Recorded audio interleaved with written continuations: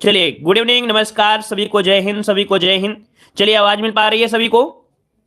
चलिए, एक बार क्लियर कर दीजिए, हमारी आवाज आप सभी तक पहुंच पा रही है? आ रही है? चलिए, तो स्टार्ट करते हैं। सभी को जय हिंद, सभी को जय हिंद, गुड इवनिंग, सभी को जय हिंद। चलिए स्टार्ट किया जाए। यहाँ पर देखिए, सामान्य ज्ञान का टेस्ट हम लोग सॉल्व करने वाले हैं। बेहतरीन होंगे, 50 प्रश्न होंगे। कितने आंसर आप लोग सही करेंगे इसकी काउंटिंग आप लोग पहले से करते रहिएगा, ठीक है? चलिए, आपके सामने क्वेश्चन आ गया है और बेहतरीन तरीके से आप लोगों को जवाब देना है। क्वेश्चन दिया गया है कि भारत रत्न से किस उद्योगपति को सम्मानित किया गया था? तो चलिए जवाब दीजिए। यहां पर आपका राइट आंसर क्या हो जाएगा कि ऐसे कौन से उद्योगपति थे जिनको यहां पर सम्मानित किया गया भारत रत्न से? चलिए पहले क्वेश्चन का लगभग जवाब आ गया है। काफी लोग दे रहे हैं यहां पर आपका बी नंबर, सी नंबर, ए नंबर, मतलब सबका जवाब यहां पर अलग अलग अभी तक आया है। याद रखिए, यहां पर आंसर आपका बी हो जाएगा, JRD टाटा। अर्थात यहां पर जो आंसर है वो आपका बी हो जाएगा। याद रखिए, टाटा का जो जन्म हुआ था, अर्थात इनका जो जन्म हुआ था ये 1904 ईस्वी में पेरिस में हुआ था। कहां पर हुआ था? इनका जन्म हुआ था पेरिस में हुआ था। ये अपने पिता रतन जी टाटा जो थे ना, रतन जी दादा भाई टाटा, और माता जी सुजैन जो विक्रिय थे, ये दूसरी संतान थे, ठीक है? और ऑप्शन क्या हो जाएगा? बी नंबर हो जाएगा। चलिए आगे बढ़ते हैं। क्वेश्चन आपसे अगला पूछा गया है, कह रहा है भारतीय वनस्पति सर्वेक्षण मुख्यालय कहां पर स्थित है? चलिए जवाब दीजिएगा कि भारतीय वनस्पति सर्वेक्षण का मुख्यालय कहां पर स्थित है। टू का ऑप्शन क्या बनेगा? चलिए, काफी लोग जवाब दे रहे हैं यहां पर आपका टू का ए नंबर, सी नंबर दे रहे हैं। देखिए इसका राइट आंसर आपका हो जाएगा क्या? चलिए, भारतीय दिया है ना, भारतीय वनस्पति दिया है, तो इसका आंसर हो जाएगा आपका सी नंबर, आपके कोलकाता में है। कहां पर है? कोलकाता में। याद रखिएगा, इसकी स्थापना कब की गई थी? तो 1890 में इसकी स्थापना की गई थी, याद रखिएगा, ठीक है ना? और अगर ये क्वेश्चन पूछ लेता कि राष्ट्रीय वनस्पति शोध संस्थान, याद रखिए यहां पर भारतीय न लगाता कि राष्ट्रीय वनस्पति शोध संस्थान, तब आप लोग लखनऊ लगाते। जो लोग लखनऊ लगा रहे थे उनको बता दें कि जब होता है राष्ट्रीय वनस्पति शोध संस्थान, तब आंसर होता है लखनऊ, याद रखिएगा। क्लियर हो गया? चलिए आगे बढ़ते। क्वेश्चन आपसे अगला पूछा गया है, कह रहा है राष्ट्रमंडल खेल पहली बार कब आयोजित किए गए थे? राष्ट्रमंडल खेल पहली बार कब आयोजित किए गए थे, यहां पर आंसर आपको देना है। चलिए, यह भी क्वेश्चन आपका बहुत बार पूछा गया है, तो चलिए यहां पर आंसर आपको लॉक करना है। चलिए भाई, तो देखिए काफी लोग यहां पर जवाब दे रहे हैं। थ्री का ऑप्शन यहां पर बनेगा डी, 1930 में। याद रखिए, इसका राइट आंसर हो जाएगा कौन सा? यहां पर ऑप्शन हो जाएगा डी नंबर, आपके 1930 में किए गए थे। कब? 1930 में आपके किए गए थे, ठीक है? कहां पर? तो कनाडा जानते हैं, कनाडा में एक शहर है हैमिल्टन। क्या है? हैमिल्टन शहर है, वहां पर किए गए थे, याद रखिएगा, ठीक है? चलिए, और यहां पर प्रथम बार भारत ने जो भाग लिया, तो भारत ने प्रथम बार 1934 में लंदन में आयोजित दूसरे राष्ट्रमंडल में भाग लिया था, याद रखिएगा, ठीक है? और यहां पर आगे बढ़ते हैं। क्वेश्चन आपसे अगला पूछा गया है, यार आपसे औद्योगिक ऋण के लिए भारत में शीर्ष बैंक आपका कौन सा है? ये बताइए, औद्योगिक ऋण के लिए भारत में शीर्ष बैंक आपकी कौन सी है? यहां पर आंसर आपका क्या हो जाएगा? चलिए 4 नंबर में, और ये भी क्वेश्चन आपका बहुत बार पूछा गया है, तो याद रखिए भारतीय औद्योगिक विकास बैंक। क्या नाम है? भारतीय औद्योगिक विकास बैंक। ऑप्शन बनेगा आपका डी नंबर, राइट हो जाएगा, जिसे बोलते हैं IDBI, है ना? याद रखिएगा, industrial development bank of India, जिसकी स्थापना हुई थी कब? आपके 1964 में इसकी स्थापना की गई थी, याद रखिएगा, ठीक है ना? क्लियर है? चलिए फिर आगे बढ़ते हैं। क्वेश्चन आपसे अगला पूछा गया है, कह रहा आपसे केंद्रीय सांख्यिकी संगठन का प्रमुख कार्य क्या है? केंद्रीय सांख्यिकी संगठन का प्रमुख कार्य पूछा गया है, तो जवाब दीजिए, इसका आंसर क्या हो जाएगा? तो देखें, इसका मेन कार्य होता है राष्ट्रीय अनुमान आय एकत्रित करना।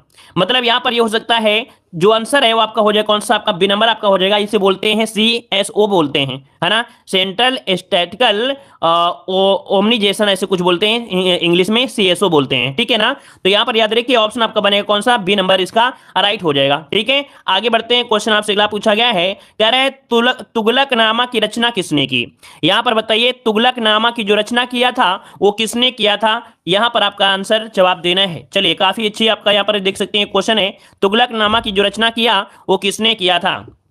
चलिए देखिए, इसका राइट आंसर आपका बनेगा, ये आपका बनेगा आपका डी नंबर, अमीर खुसरो थे। याद रखिए कि तुगलकनामा की जो रचना किया था वो आपके अमीर खुसरो किया था। इसका ऑप्शन डी बनेगा, याद रखिएगा, अमीर खुसरो ने की थी। इसमें तुगलक वंश के संबंधित घटनाओं का वर्णन मिलता है, याद रखिएगा। अबुल फजल मत लगाइए, क्योंकि हर चीज अबुल फजल ने ही नहीं किया है। यहाँ पर तुगलकनामा की जो रचना किया है वो अमीर खुसरो ने किया है, याद रखिए। इसमें तुगलक वंश से संबंधित घटनाओं का वर्णन मिलता है। ऑप्शन बनेगा आपका डी नंबर आपका हो जाएगा। आगे आगे बढ़ते हैं, क्वेश्चन आपसे अगला पूछा है, दिल्ली सल्तनत के किस शासक को गुलाम का गुलाम कहा जाता है या गुलामों का गुलाम कहा जाता है? यहां पर आंसर आपका सही क्या हो जाएगा? तो चलिए भाई जवाब देना है, फटाफट जवाब देना है। गुलामों का गुलाम किसे कहते हैं? तो देखिए ऑप्शन आ रहा है बी नंबर, आपके इल्तुतमिश को कहते हैं। बिल्कुल सही है, क्योंकि इल्तुतमिश को यहां पर कह सकते हैं दिल्ली का वास्तविक संस्थापक भी कहते हैं। ये आपके जो कुतुबुद्दीन ऐबक था, है ना, कुतुबुद्दीन ऐबक का भी गुलाम था, साथ में मोहम्मद गोरी का भी क्या था? गुलाम था। इस कारण इसे गुलामों का गुलाम कहते हैं। ऑप्शन बनेगा आपका कौन सा? बी नंबर हो जाएगा, राइट। आगे बढ़ते हैं, क्वेश्चन आपसे अगला पूछा गया है कि दार उल सफा की स्थापना किसने की?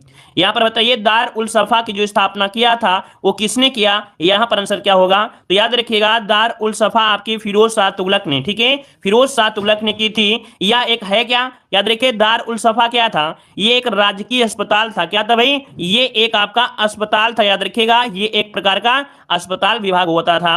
आगे बढ़ते हैं, क्वेश्चन आपसे अगला पूछा है कि फारसी यात्री अब्दुल रज्जाक ने किसके काल में विजयनगर की यात्रा की थी? यहां पर आपको बताना है कि जो आपके फारसी यात्री हैं, नाम क्या है? अब्दुल रज्जाक। ये किसके शासनकाल में? तो याद रखिए आपका आंसर हो जाएगा देव राय द्वितीय के शासनकाल में। ऑप्शन बनेगा यहां पर आपका बी नंबर हो जाएगा, ठीक है ना, क्लियर है। और वह खुरासन के सुल्तान मिर्जा शाहरुख का दूत था, अर्थात जो खुरासन पड़ता था तो खुरासन के सुल्तान मिर्जा शाहरुख का क्या था? ये दूत था। तो ऑप्शन बनेगा आपका बी नंबर। चलिए आगे बढ़ते हैं, क्वेश्चन आपसे दिया गया है कि शिवाजी ने किस वर्ष छत्रपति की उपाधि धारण की थी? यहां पर जवाब देना है, सेम टू सेम क्वेश्चन आपको मिलेंगे, याद रखिएगा। तो शिवाजी ने किस वर्ष छत्रपति की उपाधि धारण की? यहां पर आंसर देना है।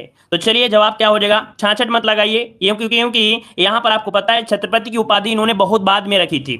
मतलब ऑप्शन हो जाएगा आपका सी नंबर 1674 में। याद रखिएगा इन्होंने अपना राज तिलक करवाया था। क्या राज तिलक जो करवाया था वो आपकी कब करवाया था? 1674 में राज जब से कराया था। कहां पर करवाया था ये बताइए, जल्दी से कमेंट करिए कि शिवाजी ने अपना राज तिलक जो करवाया कहां पर करवाया। चलिए रायगढ़, बिल्कुल सही है, याद रखिए रायगढ़ में करवाया था, रायगढ़ में करवाया था, ठीक है ना। और कह सकते हैं कि राज्याभिषेक की प्रक्रिया काशी के एक पंडित थे गंगाधर द्वारा संपन्न करवाया था, और इसी अवसर पर शिवाजी ने छत्रपति की उपाधि धारण की थी। ऑप्शन बनेगा आपका सी नंबर, क्लियर है ना। चलिए पहली बार जुड़ रहे हैं तो भाई चैनल को जरूर सब्सक्राइब करिएगा। हिंदी का भी प्रैक्टिस सेट दिया जा रहा है तो आप लोग प्ले लिस्ट के माध्यम से देखते जाइएगा, ठीक है। अगर आपको थोड़ा भी पसंद आ रहा है तो हमें मोटिवेट करने के लिए वीडियो को लाइक शेयर जरूर करते रहिएगा, ठीक है। चलिए क्वेश्चन आ गया है कि किस पुर्तगाली गवर्नर ने कोचीन की जगह गोवा को पुर्तगालियों की राजधानी बनाया? अब आप ही बताइएगा कि किस पुर्तगाली गवर्नर ने कोचीन की जगह गोवा को पुर्तगालियों की राजधानी बनाया? तो कोचीन की जगह इसने गोवा को राजधानी बनाया, ये किसने बनाया था? चलिए यहां पर आंसर देना है, ये है नीना डी कुन्हा। यहां पर आंसर हो जाएगा बी वाला हो जाएगा, अल्मीडा मत लगाइएगा।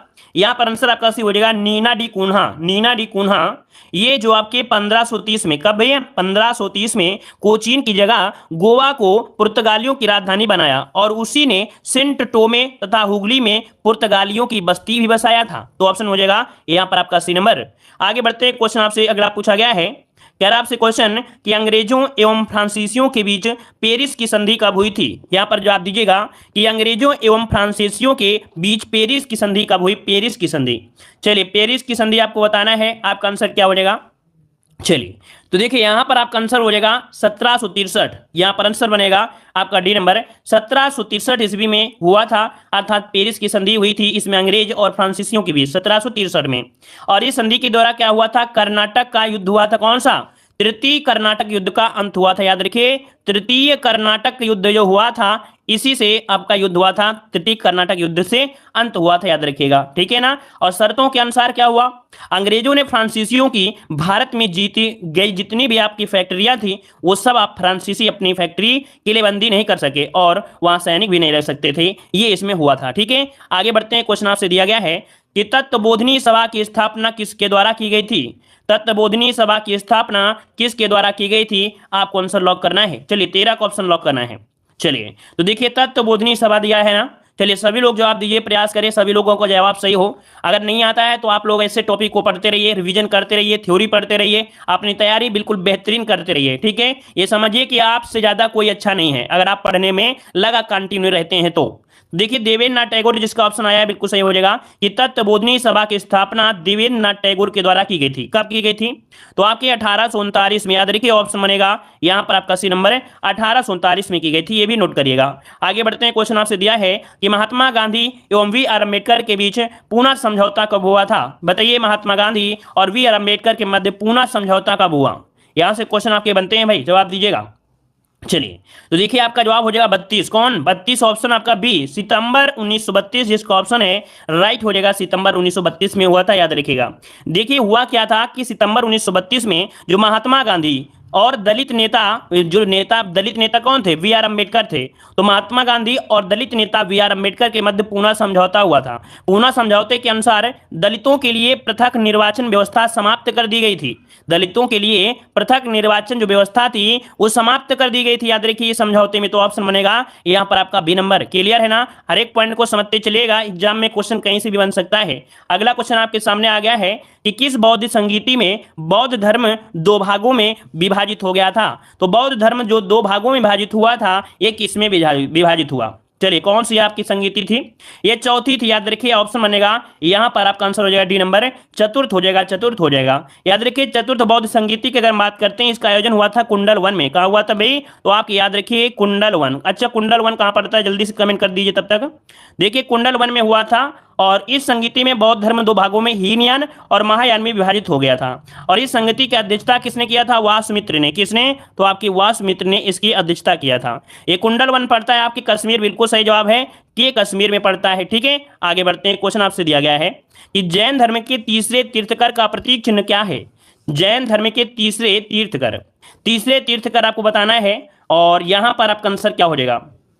तीसरे तीर्थकर जो आपके थे वो थे संभवनाथ। कौन थे भाई? यहां पर थे संभवनाथ थे। ठीक है, और इनके जो प्रतीक चिन्ह था वो कौन था? घोड़ा था। ऑप्शन बनेगा आपका डी नंबर है, घोड़ा था, याद रखिएगा। अगर जैन धर्म के बारे में बात करें तो जैन धर्म के संस्थापक ऋषभ देव थे, और इस धर्म में कुल 24 तीर्थकर हुए हैं, जिसमें महावीर अंतिम तीर्थकर थे, है ना। और जैन धर्म के तीसरे तीर्थकर थे संभवनाथ, जिनका प्रतीक चिन्ह था घोड़ा। ऑप्शन बनेगा आपका डी नंबर। क्लियर हुआ? आगे बढ़ते हैं। क्वेश्चन आपसे दिया गया है कि निम्नलिखित में से कौन सा वेद कन्याओं के जन्म की निंदा करता है? कौन सा वेद है जो कन्याओं के जन्म की निंदा करता है? यहां पर जवाब देना है। आपका सही जवाब क्या हो जाएगा? ये वेद है आपका कौन सा? चलिए, काफी लोग जवाब दे रहे हैं यहाँ पर ए नंबर। याद रखिए यहाँ पर यजुर्वेद नहीं, यहाँ पर होगा अथर्ववेद होगा। याद रखिए अथर्ववेद ये कन्याओं की जन्म की निंदा करता है। इस वेद में रोग निवारण, तंत्र मंत्र, जादू टोना इत्यादि वर्णन मिलता है। इस वेद में सभा और समिति को प्रजापति की दो पुत्रियां भी कहा जाता है। याद रखिएगा कि इस वेद में जो सभा और समिति हैं, इन्हें प्रजापति की दो पुत्रियां कहा जाता है आपके अथर्ववेद में। ऑप्शन बनेगा यहाँ पर आपका डी नंबर। क्लियर है ना? चलिए आगे बढ़ते हैं। क्वेश्चन दिया गया है, कह रहे सर्वप्रथम भारत पर होने वाले हूण आक्रमण की जानकारी किसे प्राप्त होती है? भारत में होने वाला हूण आक्रमण, याद रखिएगा कि सर्वप्रथम जो आपकी जानकारी मिलती है वो कौन से अभिलेख से? ये अभिलेख है आपका भीतरी स्तंभ अभिलेख। याद रखिए इसका राइट आंसर हो जाएगा भीतरी स्तंभ अभिलेख से प्राप्त होता है, याद रखिएगा। ठीक है ना? और इस स्तंभ अभिलेख का संबंध है स्कंदगुप्त से। किससे है? तो आपके स्कंदगुप्त से संबंध है। इस अभिलेख का संबंध है स्कंदगुप्त से है, याद रखिएगा। ठीक है, चलिए आगे बढ़ते हैं। क्वेश्चन आपसे अगला पूछा गया है कि वैदिक काल में जीवन पर अविवाहित रहने वाली महिला को क्या कहा जाता था? चलिए, वैदिक काल में जीवन भर जो अविवाहित महिलाएं थी, अविवाहित जो विवाह नहीं करती थी, उन महिलाओं को क्या कहते थे? तो इनको कहते थे आजामू। क्या कहते थे? ऑप्शन हो जाएगा सी, आजामू कहते थे, आजामू कहते थे, याद रखिएगा। और वैदिक सभ्यता एक कैसी सभ्यता थी? अगर क्वेश्चन पूछे कि वैदिक सभ्यता जो थी कैसी सभ्यता थी, ये ग्रामीण सभ्यता थी। क्या थी भाई? ग्रामीण सभ्यता थी, याद रखिए ग्रामीण सभ्यता। क्लियर है? आगे बढ़ते हैं। क्वेश्चन आपसे अगला पूछा गया है कि किस ग्रह का विशिष्ट गुण उसके चुंबकीय क्षेत्र का होना है? अर्थात एक ऐसा गुण है जिसका कह सकते हैं गुण है चुंबकीय क्षेत्र का होना। ये जाना जाता है आपका बुध ग्रह है, याद रखिए इसका ऑप्शन बनेगा बी नंबर। ठीक है, शनि मत लगाइएगा, यहां पर लगाना है आपको बुध लगाना है, बुध। ठीक है ना? बुध जो सबसे छोटा है, जिसका कोई उपग्रह नहीं है या सूर्य के सबसे नजदीक है, इसका सबसे विशिष्ट गुण है चुंबकीय क्षेत्र का होना। तो ये कई सारे पॉइंट होते हैं जो कि आपके बुध ग्रह से बनते हैं। ऑप्शन बनेगा आपका बी नंबर हो जाएगा। चलिए आगे बढ़ते हैं। क्वेश्चन आपसे अगला पूछा गया है कि भूमध्य सागर का प्रकाश स्तंभ किस ज्वालामुखी को कहा जाता है? भूमध्य सागर का प्रकाश स्तंभ, याद रखिएगा इसे आपके ज्वालामुखी को कहा जाता है, अर्थात कह सकते हैं भूमध्य सागर का प्रकाश स्तंभ ज्वालामुखी कौन सा है? ये है आपका कौन सा? स्ट्राम्बोली। क्या है? स्ट्रा जब बोलेगी तो प्रकाश तो होगा, लड़ाई भी होगी। तो स्ट्रामबोली ये है आपके भूमध्य सागर का प्रकाश स्तंभ। मतलब कह सकते हैं स्ट्रामबोली को भूमध्य सागर का प्रकाश स्तंभ कहते हैं, क्योंकि इस ज्वालामुखी से हमेशा गैस निकलती रहती है, इसके आसपास का जो भाग होता है प्रकाशित होता रहता है, इस कारण इस ज्वालामुखी भूमध्य सागर का प्रकाश स्तंभ कहते हैं। याद रखिएगा काफी लंबी दूरी तक बसा हुआ है, और जब हमेशा इसमें से सक्रिय रहेगा तो आसपास एरिया में क्या होगा, चमक तो बनी ही रहेगी। ठीक है ना। चलिए आगे बढ़ते हैं। क्वेश्चन आपसे अगला पूछा गया है, कह रहे हैं निम्नलिखित में से कौन सा देश स्थल रुद्ध नहीं है। यहां पर बताइए आपका सही जवाब क्या हो जाएगा। निम्नलिखित में से कौन सा देश स्थल रुद्ध नहीं है। देखिए यहां पर लाओस भी है, कजाकिस्तान है और आपका उज्बेकिस्तान है, लेकिन जो आपका थाईलैंड है, क्या है भाई, जो आपका थाईलैंड है, ये आपका कह सकते हैं स्थल रुद्ध देश आपका नहीं है। ठीक है ना। देखिए स्थल रुद्ध देश मतलब होता है कि एक ऐसा देश जिसकी सीमा समुद्र को स्पर्श नहीं करती अर्थात छूती नहीं है। तो इन विकल्पों में से कौन सा है, तो थाईलैंड आपका हो जाएगा। ठीक है ना, क्लियर है। और यहां पर आगे अच्छा, अगर यहां पर एक क्वेश्चन बनता है कि सबसे बड़ा स्थल अवरुद्ध देश कौन सा है, सबसे बड़ा अगर पूछे तो कजाकिस्तान। याद रखिए कजाकिस्तान जो आपका है ये सबसे बड़ा स्थल अवरुद्ध देश है, अर्थात काफी एरिया में आपका बसा हुआ है स्थल अवरुद्ध देश में। ठीक है, चलिए आगे बढ़ते हैं। क्वेश्चन आपसे दिया गया है, कह रहे असवान बांध किस नदी पर बना है। यहां पर जवाब दीजिएगा असवान बांध किस नदी पर बना हुआ है, यहां पर आपका आंसर क्या हो जाएगा। और सभी यहां पर जितने भी स्टूडेंट हैं सभी का जवाब यहां पर देना है, सभी लोग यहां पर जवाब सही दीजिएगा। असवान बांध किस नदी पर है, चलिए नील नदी पर। चलिए सभी का जवाब आ रहा है लगभग, यहां पर नील नदी हो जाएगा। बिल्कुल सही जवाब है कि नील नदी का जो उद्गम होता है, अगर क्वेश्चन ये पूछे नील नदी का उद्गम कहां से होता है, तो याद रखिए अफ्रीका में एक झील पड़ती है विक्टोरिया झील। कौन सी पड़ती है, आपकी विक्टोरिया झील पड़ती है, विक्टोरिया झील ये आपकी कह सकते हैं। और नील नदी की बात करते हैं तो विश्व की सबसे लंबी नदी है ना। और अगर ये पूछे कि अमेजन नदी क्या है, तो अमेजन नदी क्या है, ये आपकी कह सकते हैं विश्व की सबसे चौड़ी नदी है ना। चलिए अगला क्वेश्चन यहां पर दिया गया है कि बाबा बुदन की पहाड़ी किस राज्य में है। ये भी क्वेश्चन आपका पूछा गया था कि बताइएगा बाबा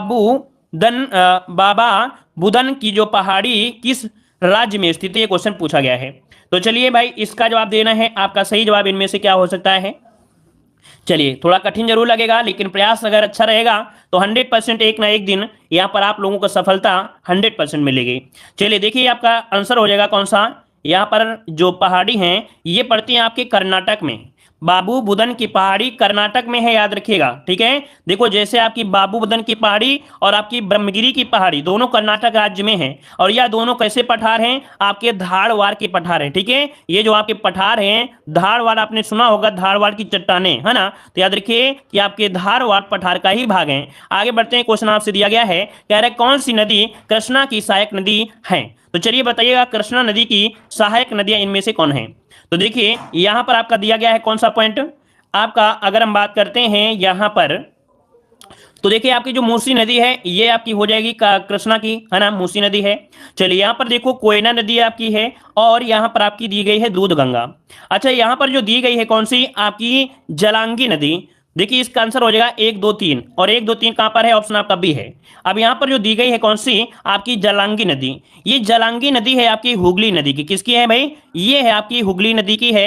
याद रखिए जलांगी नदी है आपकी हुगली नदी की है। ठीक है, चलिए आगे बढ़ते हैं। क्वेश्चन आपसे दिया गया है, चलिए यहां पर क्वेश्चन दिया गया है कि भारत में सर्वाधिक वर्षा किस मानसून के कारण होती है।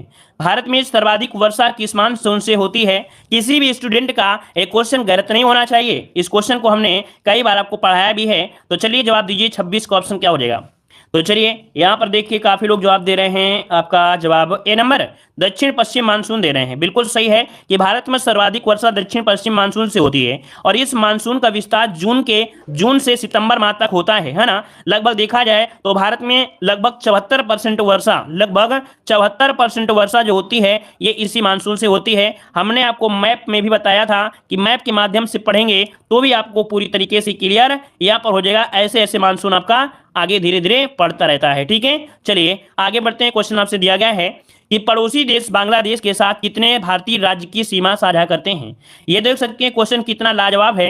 ये क्वेश्चन आपका लगातार पूछा जा रहा है इस बार एग्जाम में कि बांग्लादेश के साथ सीमा कितने भारतीय राज्य से है। जैसे आपका नेपाल पूछेगा, आपसे भूटान में पूछता है, आपसे पूछता है कि आपका म्यांमार किसके साथ सीमा साझा है, अर्थात जितने भी पड़ोसी राज्य हैं, देश है, वो पूछता है कि भारत के कितने राज्यों से जुड़े हैं। ये लेटेस्ट क्वेश्चन आपका बना हुआ है और इसी से क्वेश्चन आपके बनते हैं। पहले बना था लेकिन पूछा अब जा रहा है बहुत ज्यादा क्वेश्चन। ठीक है, चलिए देखिए भाई यहां पर जो दिया है, बांग्लादेश किसके साथ सीमा बनाता है, 5, याद रखिए भारतीय राज्यों के साथ सीमा बनाता है। ठीक है, 5। तो यहां पर आपके कौन कौन से हैं बताइएगा। इनमें से देखिए सबसे लंबी सीमा किसकी है, आपकी बांग्लादेश की है। लगभग देखा जाए 4906 किलोमीटर इसकी सीमा है जो इसके साथ आए। तो देखिए सबसे पहले असम के साथ बनाता है सीमा, असम के साथ बनाता है। फिर इसके बाद यहां पर आपका मेघालय, मिजोरम, त्रिपुरा और आपका पश्चिम बंगाल। याद रखिएगा ये आपके असम के साथ भी है। काफी लोग असम को नहीं समझेंगे कि असम से है कि नहीं। जब मेघालय के ऊपर जाओगे, याद रखिएगा ये जो बांग्लादेश है कुछ इस प्रकार से बना हुआ है, और जब ऐसे आप लोग जाएंगे तो ऐसे जो हल्का से ये कोना निकला है, ठीक है, ये कोना, ये वाला कोना ही आपके असम के साथ स्पर्श करता है, याद रखिएगा। ठीक है, तो इस कारण से आपके 5 आपके हैं, याद रखिए। आगे बढ़ते हैं, क्वेश्चन दिया गया है कि भारत तथा चीन के मध्य मैकमोहन रेखा का निर्धारण किस वर्ष किया गया था। इसके पिछले वाले लेक्चर में एक क्वेश्चन आपका मिला था जिसमें पूछा गया था यहां पर कि जो मैकमोहन रेखा है वो किसके बीच है, तो वो आंसर था भारत और चीन के बीच। आज पूछा गया है कि मैकमोहन रेखा का निर्धारण किस वर्ष किया गया था। चलिए यहां पर जवाब देना है, आपका सही जवाब क्या हो जाएगा, 1914, जिसका ऑप्शन आया है बिल्कुल राइट हो जाएगा। 1914 यहां पर आंसर राइट हो जाएगा। याद रखिएगा इस रेखा का निर्धारण आपके कब, तो शिमला में किया गया था 1914 में। कहां पर, तो शिमला समझौता के नाम से भी इसे जाना जाता है, याद रखिएगा। ठीक है, आगे बढ़ते हैं। क्वेश्चन आपसे दिया है कि राष्ट्रीय आय समिति का गठन किसकी अध्यक्षता में किया गया था। राष्ट्रीय आय समिति का गठन किसकी अध्यक्षता में किया गया था। चलिए राष्ट्रीय आय की अगर बात करते हैं, इस समिति का गठन की अगर बात करते हैं, इसकी अध्यक्षता की गई थी पीसी महालनोबिस, जिनका नाम हमने आपको कई बार बताया है कि जो द्वितीय पंचवर्षीय योजना थी वो पीसी मॉडल पर आधारित थी, पीसी महालनोबिस पर आधारित थी। और इन्हीं की अध्यक्षता में आपके 1949 में, क्या 1949 में राष्ट्रीय आय के अनुमान के लिए यहाँ पर पीसी महालनोबिस की अध्यक्षता में किया गया था, याद रखिए। तो आपको नोट कर लेना है, ऑप्शन बी हो जाएगा। आगे बढ़ते हैं, क्वेश्चन दिया गया है मानव विकास सूचकांक के अंतर्गत निम्नलिखित में से किस विषय को सम्मिलित नहीं किया जाता है। इस क्वेश्चन को तो हमने आपको कई बार बताया है क्योंकि ये क्वेश्चन आपका लाजवाब है। अब आप बताइए इनमें से कौन शामिल नहीं होता है। देखिए भाई शिक्षा शामिल होती है, प्रति व्यक्ति आय शामिल होती है, जीवन प्रत्यास्था होती है, लेकिन जनसंख्या इसमें से आपकी शामिल नहीं होती। याद रखिए मुख्य 3 विषय होते हैं, जीवन प्रत्यास्था, शिक्षा और प्रति व्यक्ति आय आपकी शामिल होती है। क्लियर है, चलिए आगे बढ़ते हैं। क्वेश्चन आपसे अगला पूछा गया है, कह रहा है सामुदायिक विकास कार्य की शुरुआत किस पंचवर्षीय योजना के दौरान की गई थी। तो भाई ये बताइए सामुदायिक विकास केंद्र है ना, सामुदायिक विकास कार्यक्रम है जिसकी स्टार्टिंग हुई थी 1952 से। कब हुई थी, आपके 1952 से। अब आप ही बताइए कि 1952 में कौन सी योजना चल रही थी, तो प्रथम पंचवर्षीय योजना आपकी चल रही थी जो कि आपके हेराल्ड डोमर मॉडल पर आधारित थी। अर्थात जो प्रथम पंचवर्षीय योजना थी वो हैरोल्ड डोमर मॉडल पर आधारित थी। ये भी पॉइंट आपको याद रख लेना है, जो कि 51 से लेकर आपके 56 तक चली थी, है ना। चलिए आगे बढ़ते हैं। क्वेश्चन आपसे दिया है कि आर्थिक दृष्टिकोण से विनिर्माण तथा बिजली विभाग आर्थिक दृष्टिकोण से विनिर्माण तथा बिजली निर्माण किस क्षेत्र के अंतर्गत आपके आते हैं। अब आप जवाब दीजिएगा कि जो विनिर्माण क्षेत्र है और बिजली निर्माण जो क्षेत्र है ये किसके अंतर्गत आपके आते हैं, यहां पर आंसर आपको देना है। चलिए विनिर्माण देखिए आपके द्वितीय क्षेत्र में आते हैं, याद रखिएगा यहां पर आपका द्वितीय क्षेत्र हो जाएगा, ऑप्शन बनेगा यहां पर आपका बी हो जाएगा। ठीक है, और यहां पर जैसे सेवा क्षेत्र होता है वो आपके तृतीय क्षेत्र में आता है। ठीक है, सेवा क्षेत्र होता है तृतीय क्षेत्र में और कृषि जो आता है वो प्राथमिक क्षेत्र होता है। ठीक है, चलिए यहां पर आगे बढ़ते हैं। क्वेश्चन आपसे अगला पूछा गया है, मानव शरीर का सबसे बड़ा अंग इनमें से कौन सा है। मानव शरीर का सबसे बड़ा अंग इनमें से कौन सा है। ये समझिए कि पेपर लीक हो रहा है धीरे धीरे। ठीक है, जैसे जैसे आप लोग पढ़ेंगे समझो कि वैसे वैसे धीरे धीरे पेपर आपका लीक होता रहेगा, क्योंकि आप लोगों की तैयारी भी बहुत ही बेस्ट होती रहेगी और आपके जो क्वेश्चन का लेवल भी होगा वो भी समझिए कि ऐसा ही आपको लगेगा कि एग्जाम में कि ऐसे ही क्वेश्चन पूरे के पूरे आपको मिलने वाले हैं। ठीक है, वीडियो को लाइक शेयर भाई आप लोगों ने नहीं किया है तो कर दीजिएगा, थोड़ा टाइम लगाकर वीडियो को लाइक शेयर जरूर कर दिया करें, जिससे मोटिवेट हम भी रहें और भी आपको एनर्जी के साथ आपको पढ़ाते रहें। ठीक है, चलिए मानव शरीर का सबसे बड़ा अंग पूछा गया है, आंसर बनेगा आपका यहाँ पर बी नंबर, यकृत होता है। यकृत जिसे हम लोग लीवर कहते हैं, है ना, लीवर भी इसे कहते हैं ना, जिगर भी कहते हैं, यकृत भी कहते हैं, याद रखिएगा। और यह शरीर की सबसे बड़ी ग्रंथि भी है। लीवर का वजन कितना होता है भाई, इसका वजन होता है 1.5 kg होता है, 1.5 kg होता है, याद रखिएगा, जो कि देखा जाए लगभग 15 से 22 सेंटीमीटर लंबा होता है, सेंटीमीटर। ठीक है, आगे बढ़ते हैं। क्वेश्चन आपसे दिया गया है, कह रहा है देखिए 1.5 ओम के प्रतिरोध वाले परिपथ पर 150 वोल्ट लगाया जाता है तो प्रतिरोध द्वारा कुल खर्च जो शक्ति है वो आपकी कितनी हो जाएगी, ये क्वेश्चन आपसे दिया गया है। तो देखिए भाई इसके लिए एक सूत्र होता है, इसके लिए क्या होता है, एक सूत्र होता है, वो हम आपको सूत्र बता देंगे, उसी से आप लोग सॉल्व कर सकते हैं। यहाँ पर पावर बराबर होता है जो एनर्जी डिस्ट्रीब्यूशन है और आपका टाइम होता है, अर्थात P बराबर होता है E अपान टी। ठीक है, P बराबर E अपान टी होता है, या हम लोग इसे कह सकते हैं क्या, P बराबर इसको जो आपका E है, E को हम लोग बोलते हैं VI कह सकते हैं, T कर सकते हैं। ठीक है, तो ये थोड़ा सवाल है, इसको आप लोग नोट कर आंसर कर ले दीजिए, हम आंसर आपको बता देते हैं। इसका जो आपका आंसर आएगा वो आपका डी नंबर इसका आंसर आ जाएगा। ठीक है, चलिए ऐसे निकाल लीजिए, हम डायरेक्ट आपको सॉल्व कर देते हैं। यहाँ पर होता है P बराबर V इसके बाद क्या हो जाएगा, इसके बाद आपका V इंटू आपको कुछ बनेगा, मतलब V 2V बन जाएगा, 2V और इंटू आपका भागे हो जाएगा 1.5 होता है। ठीक है, ये मैथ का सवाल है, मैथ हमें थोड़ी कम आती है, तो बस आपको बता दिए कि इसी सवाल से आपका आ जाएगा। ठीक है, चलिए आगे बढ़ते हैं। क्वेश्चन दिया गया है, यहाँ पर क्वेश्चन दिया गया है कि पानी की बूंदों का तैलीय पृष्ठ पर न चिपकने का कारण क्या होता है। यहाँ पर जवाब दीजिएगा, आपका आंसर क्या हो जाएगा कि पानी की बूंदों पर तैलीय पृष्ठ न चिपकने का कारण क्या होता है। चलिए यहाँ पर देखिए आपका आंसर इनमें से क्या बनेगा। चलिए पृष्ठ तनाव जवाब आ रहा है, देखिए आपका जवाब इनमें से आपका लगभग सभी का सही आ रहा है। याद रखिएगा कि पृष्ठीय तनाव अर्थात यहाँ पर पृष्ठ तनाव, थोड़ा सोचिए और समझिए तब जवाब दीजिएगा। यहाँ पर क्वेश्चन ये नहीं दिया है कि पानी को बूंदों का गोलाकार कैसा होता है, गोलाकार है ना, लेकिन यहाँ पर पूछा है ना चिपकने का कारण, और ना चिपकने के कारण के हिसाब से आप बताइए क्या हो जाएगा। चलिए तो देखिए भाई यहाँ पर आंसर आपका सी आया है, जिसका बिल्कुल राइट हो जाएगा। याद रखिए तैलीय पृष्ठ पर न चिपकने का क्या कारण होता है, याद रखिए इसका जो आंसर हो जाएगा वो आसंजक बल होता है। क्या होता है, आसंजक बल होता है। अगर क्वेश्चन ये पूछता कि पानी की बूंद गोलाकार होती है किस कारण से, तब आप पृष्ठ तनाव की वजह से कह सकते थे। यहाँ पर आंसर आपका सी हो जाएगा। नोट करिए, जल्दीबाजी में क्वेश्चन लगभग 50% अधिक लोगों से गलतियां हो जाती हैं, याद रखिएगा। ठीक है, अगर ऑप्शन में पहले पृष्ठ तनाव मिल जाए तो ये लगभग 50% लोग इसका आंसर ए ही लगा देते हैं, याद रखिएगा। ठीक है, चलिए आगे बढ़ते हैं। क्वेश्चन आपसे अगला पूछा है कि तुल्यकारी उपग्रह के परिक्रमण की अवधि जो होती है वो आपकी कितनी होती है। चलिए यहां पर बताइए, तुल्यकारी उपग्रह मतलब जो होता है पृथ्वी के ही जैसा होता है, पृथ्वी के बराबर ही होता है उसकी जो चाल होती है, तो यहां पर आंसर हो जाएगा 24 घंटा हो जाएगा। मतलब तुल्यकारी उपग्रह पृथ्वी की सतह से लगभग देखा जाए 36,000 किलोमीटर की ऊंचाई पर आपके घूर्णन करते हैं और घूर्णन की दिशा में ही परिक्रमण करते हैं, तो इसकी अवधि होती है आपकी 24 घंटे के समान होती है। तो यहाँ पर आंसर क्या हो जाएगा, यहाँ पर नंबर राइट हो जाएगा। आगे बढ़ते हैं। क्वेश्चन आपसे अगला पूछा गया है, पेंडुलम को चंद्रमा पर ले जाने पर उसके आवर्तकाल पर क्या प्रभाव पड़ता है। अगर पेंडुलम घड़ी को अगर आप चंद्रमा पर ले जाते हैं तो ये बताइए उसके आवर्तकाल में जो आपकी होगी वो क्या परिवर्तन होगा, घटेगा या बढ़ेगा। तो याद रखिएगा ऐसी स्थिति में वो बढ़ेगा। याद रखिए क्या होगा, बढ़ेगा। जैसे कि कोई आपकी घड़ी है और यहां पर आपके है तो ये क्या होगा, इसमें से बढ़ेगी। तो याद रखिए पेंडुलम को चंद्रमा पर ले जाने पर उसकी समय अवधि आपकी बढ़ जाती है। क्या, समय अवधि आपकी बढ़ जाती है, याद रखिएगा। ठीक है ना, क्योंकि आई जो होता है स्थिर होता है, जी का मान क्या होता है, घट जाता है। जब जी का मान घट जाएगा तो आवर्तकाल बढ़ जाएगा, याद रखिएगा। ठीक है, चलिए टी बराबर 2 पाई, एक सूत्र आपने पढ़ा होगा, टी बराबर 2 पाई अंडर रूट 1 एल अपान जी, है ना, अंडर रूट आपने पढ़ा होगा एल अपान जी, ये आपने पढ़ा है। और यहाँ पर होता है 2 पाई होता है और टी बराबर आपका होता है ना, तो यहाँ पर आंसर क्या हो जाएगा, बी हो जाएगा, बढ़ जाएगा। आगे बढ़ते हैं। क्वेश्चन आपसे दिया गया है कि एक्स किरणें तरंग किस प्रकार की किरणें होती हैं।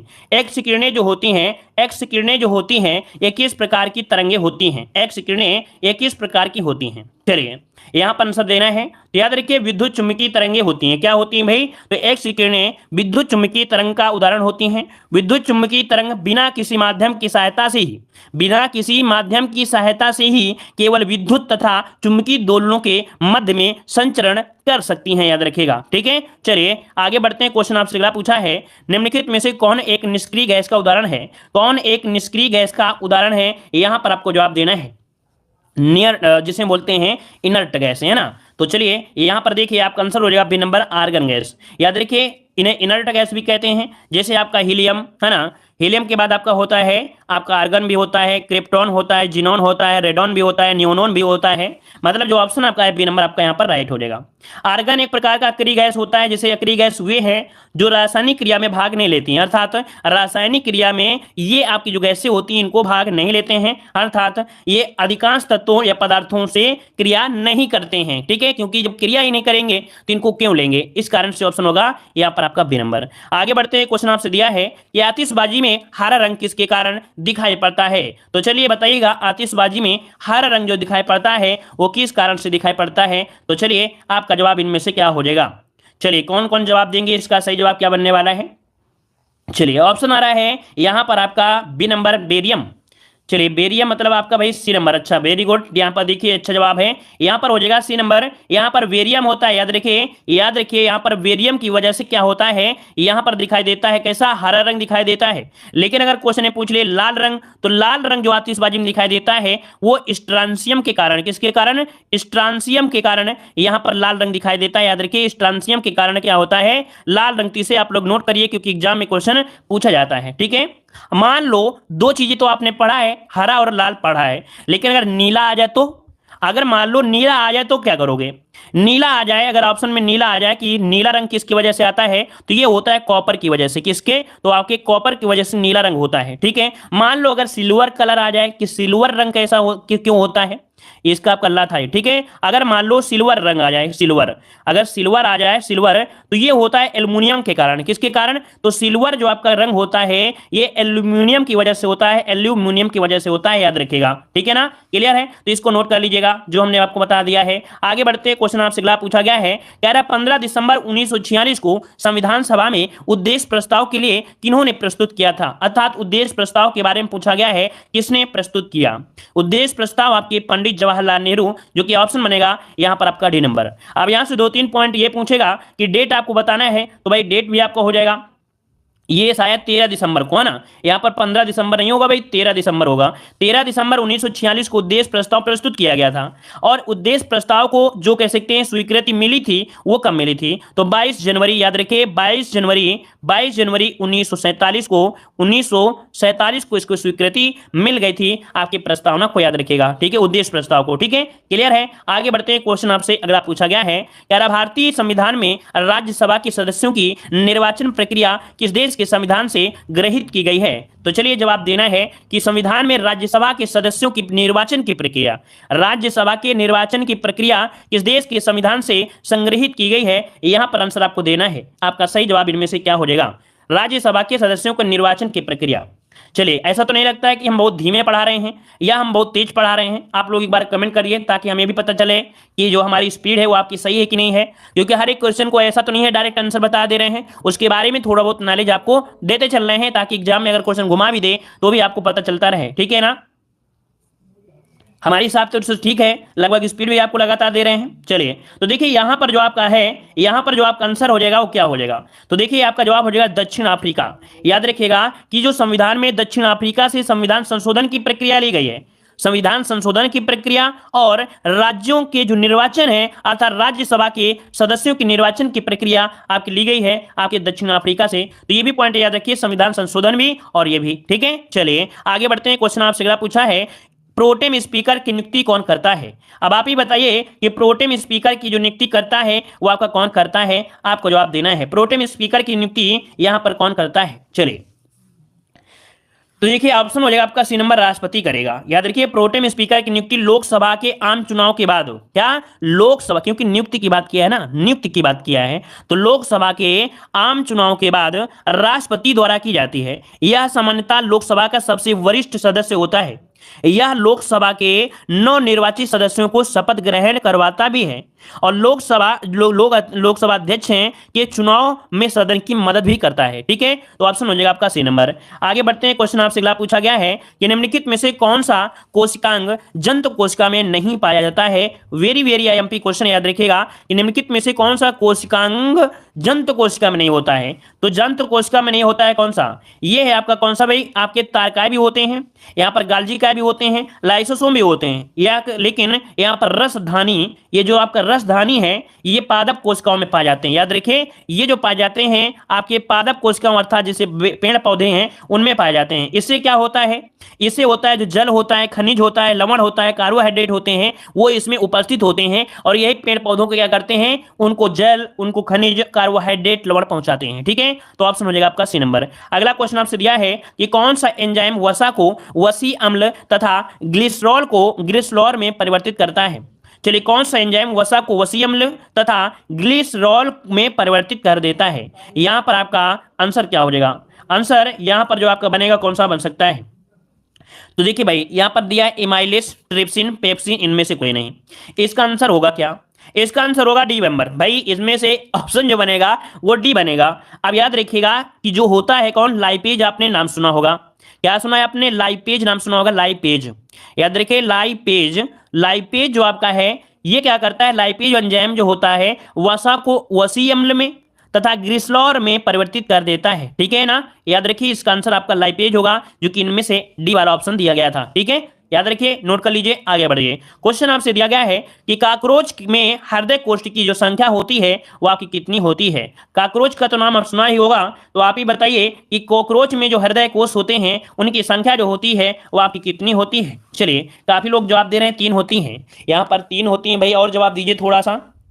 चलिए 46 को ऑप्शन डी भी दे रहे हैं, बी दे रहे हैं, ए दे रहे हैं, सी दे रहे हैं, मतलब हर प्रकार के आंसर हैं। याद रखिए यहां पर आंसर आपका लॉक हो जाएगा, यहां पर डी नंबर 13 होते हैं। काकरोच में हृदय कोष्ठों की संख्या कितनी होती है, 13 होती है। और अगर पूछ ले कि केचुए में कितनी होती है, तो भाई केचुए जो होती है, केचुए में वो आपकी होती है कितने, तो आपके 8 होते हैं। याद रखिए केचुए में हृदय कोष्ठों की संख्या 8 होती है, याद रखिएगा। ठीक है, मनुष्य के होते हैं कितने, 4 होते हैं, और यहाँ पर जैसे मछली वगैरह हो गया है ना, उनमें होते हैं 3। आगे बढ़ते हैं, क्वेश्चन आपसे अगला पूछा गया है कि भारत के नियंत्रक महालेखा परीक्षक से संबंधित उपबंधों का उल्लेख जो किया गया है संविधान के किस भाग में किया गया है। तो भाई नियंत्रक महालेखा परीक्षक ये केंद्र के अंतर्गत आते हैं, अर्थात आपका भाग जो 5 है, भाग जो 5 है वो आपको बताया गया था कि आर्टिकल नंबर 148 से लेके आपके 151 तक आपके वर्णन मिलेंगे, नियंत्रक महालेखा परीक्षक के बारे में मिलता है, याद रखिएगा। ठीक है ना, याद रहेगा। आगे बढ़ते हैं, क्वेश्चन दिया गया है कि पंचायत चुनाव में निर्वाचित होने के लिए न्यूनतम आयु कितनी होनी चाहिए। पंचायत चुनाव में निर्वाचित होने के लिए न्यूनतम आयु कितनी होनी चाहिए, आपको जवाब देना है। इस प्रकार के क्वेश्चन तो आपको हमेशा हम सॉल्व करवाते हैं, इस कारण इस क्वेश्चन का जवाब आप लोग कमेंट बॉक्स में कमेंट करिएगा। ठीक है, इसका जवाब आप लोग कमेंट बॉक्स में कमेंट करिए। अगला क्वेश्चन दिया है कि प्रथम राजभाषा आयोग का गठन किस वर्ष किया गया था। प्रथम राजभाषा आयोग का गठन किस वर्ष किया गया, 49 का ऑप्शन लॉक करना है। चलिए, सही जवाब क्या हो जाएगा, 51 हो जाएगा या 55 होगा, 61 सी नंबर। चलिए 1955। याद रखिए कि अनुच्छेद जो आपका है 343, क्या है, अनुच्छेद 343 के अंतर्गत राज्यसभा का वर्णन किया गया है, जिसके अनुसार कहा गया है कि भाषा ये हिंदी और जो लिपि होगी देवनागरी होगी। और प्रथम राजभाषा आयोग है ना, प्रथम राजभाषा आयोग 1955 में किया गया था। अध्यक्ष कौन थे, जवाब दीजिए, कोई स्टूडेंट हो जो इसका जवाब दे कि प्रथम राजभाषा आयोग के जो अध्यक्ष थे वो आपके कौन थे। यहां पर जवाब देना है, सही जवाब क्या हो जाएगा, बीजी खेर, बिल्कुल सही है। याद रखिए बीजी खेर थे इसकी जो अध्यक्षता किया था। ठीक है, आगे बढ़ते हैं, क्वेश्चन आपसे अगला पूछा गया है कि समाचार पत्र निम्नलिखित में से किस सूची के अंतर्गत आपके आते हैं। एक क्वेश्चन आपके यूपीएसआई में क्वेश्चन पूछा गया था, अगर आपको याद हो कि यहां पर जो आपके समाचार पत्र हैं वो किस सूची के अंतर्गत आपके हैं, यहां पर आंसर दीजिए, आपका सही जवाब इनमें से क्या हो जाएगा। चलिए भाई, यहां पर आंसर जो आपका बनेगा वो क्या हो जाएगा, इसका क्वेश्चन आपका पूछा गया था, बहुत लोगों ने इसका जवाब गलत भी दिया था। याद रखिएगा आपका आंसर हो जाएगा समवर्ती सूची, यहां पर जवाब जिसका आ रहा है बिल्कुल राइट हो जाएगा। याद रखिए समवर्ती सूची के अंतर्गत आपके आते हैं, जो आपके आते हैं क्या, यहां पर समाचार पत्र आते हैं। जैसे देखो हमने बताया था समाचार हो गया, ठीक है, आपका समाचार हो गया। फिर इसके बाद देखा जाए तो आपका जो पत्र हो गया 1 हो गया, समाचार, शिक्षा 1, क्या क्या, समाचार, शिक्षा और 1 ये आपके आते हैं समवर्ती सूची में आते हैं। याद रखिएगा जो कि समवर्ती सूची में वर्तमान में कुल कितने विषय हैं, तो आपके 52 हैं। तो ये 3 पॉइंट को नोट करिएगा, क्योंकि एग्जाम में क्वेश्चन जो पूछे जाएंगे यही पूछे जाएगा कि आपका जो समाचार पत्र है, साथ में जो आपका 1 है और आपकी जो शिक्षा है ये किस में आपकी आती है, याद रखिए आपके समवर्ती सूची में आती है। तो इस प्रकार से क्वेश्चन आपका हो जाएगा कौन सा, यहाँ पर सी नंबर हो जाएगा। ठीक है, एक क्वेश्चन आपको कमेंट बॉक्स में कमेंट करना है कि भारतीय वन प्रबंधन संस्थान का मुख्यालय कहां पर है। बताइएगा कि भारतीय वन प्रबंधन संस्थान का मुख्यालय कहां पर है। ऑप्शन है कोलकाता, ऑप्शन बी है देहरादून, ऑप्शन सी है दिल्ली, ऑप्शन डी है भोपाल। आप लोग जवाब दीजिएगा। भारतीय वन प्रबंधन संस्थान का मुख्यालय कहां पर है?